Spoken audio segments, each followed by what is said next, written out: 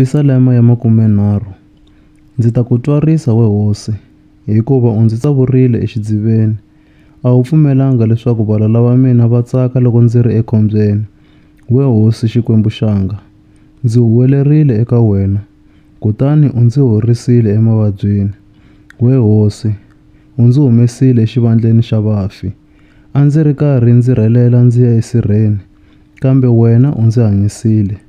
Yimbelelani mi dzunisa hosi, n'wina lava mi yi tshembaka. Yi tlangeleni mi twarisa vito ra yona lero hlawuleka, hikuva vukarhi bya yona i bya nkarhinyana ntsena, kambe mikateko ya yona i ya vutomi hinkwabyo. Nimadyambu i mihloti, loko rixa i mikulungwana. Loko ndza ha titwa ndzi tiyile, a ndzi ku ndzi nge ku guriwi ndzi wa ni siku ni rin'we.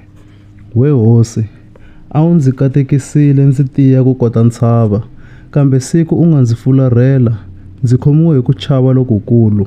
Kutani ndzi ku huwelela we hosi, ndzi kombela leswaku u ndzi tsetselela we n'wini wanga, ndzi ku, loko ndzi fa ndzi rhelela ndzi ya ekheleni ra vafi, xana swi ta ku pfuna yini ke?